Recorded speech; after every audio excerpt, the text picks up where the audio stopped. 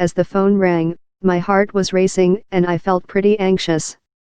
Unsure of how she was going to take my discomfort and skepticism, I was fearful this would be the last time we ever spoke. Yeah, I can be super dramatic sometimes. When she picked up the phone, I stumbled over my words for a bit before finally asking, "Do you use that color emoji?" Just so we're on the same page, this was the exact emoji in question. Her response was twofold. For one, she pointed to the fact that she's tan. It's true, she's not as white as the white emoji. But her main reason was around the weirdness of using the white emoji. From what I could gather, she was hesitant to use the white emoji because it could come across as oppressive, as if she was shoving her whiteness at me.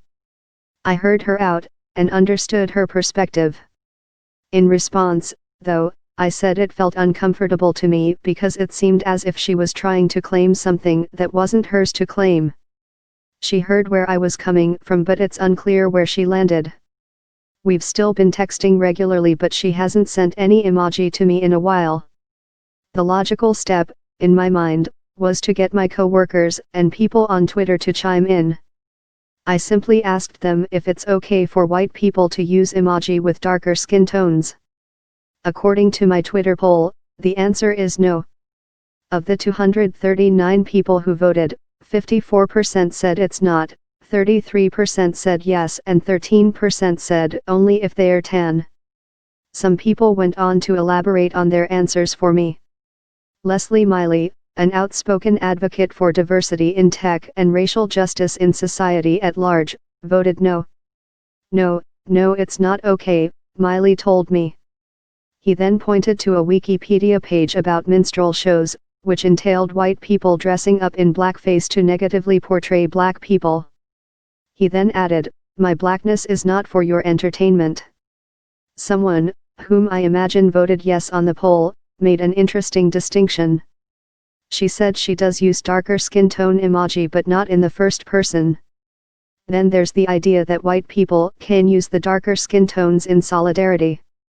My mom, a black woman, told me she voted yes because she believes it shows solidarity.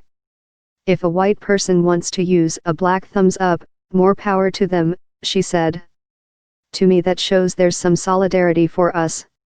Another white friend of mine on Facebook noted that when it comes to topics pertaining to civil rights and human rights, it feels weird to use a white fist, which he said he can't help but associate with white power. He said that something like liberty and justice for all makes more sense than liberty and justice for all.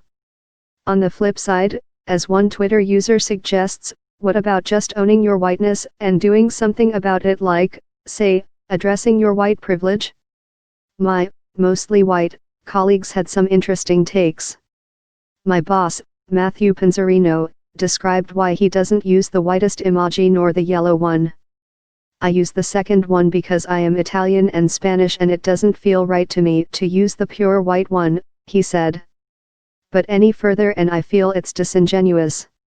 I certainly would never consider my summer tan a justification." His rationale makes sense to me. As an example, here's one Panzarino has sent me before. Another colleague, Sarah Burr, said she's fine using the super white emoji. "I use the whitest emoji BC. I am really white for what it's worth," Burr slacked me yesterday. "But also sometimes the yellow one just to stay neutral." Ah, yes. The yellow emoji. Using yellow because it's neutral came up a lot in my conversations. I always saw the original yellow emoji as universal, i.e. not any actual human skin color, therefore inclusive/able to represent all and everyone, my colleague Natasha Lomas said. So I've continued using them. Yes, the yellow one is the default. But when enough white people use yellow, it's possible that it could result in the presumption that yellow equals white. Then, yellow is no longer neutral but becomes yet another embodiment of whiteness.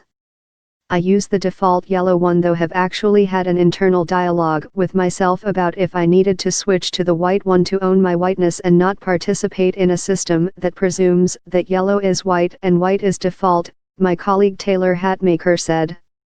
Or maybe those are just my own presumptions. But maybe none of this even matters. No one's getting hurt, and in the grand scheme of everything going on in our world, white people using dark skin tone emoji falls very low on the list of things that are fucked up right now. Tiffany Ashley Bell, founder of the Human Utility, summed it up nicely.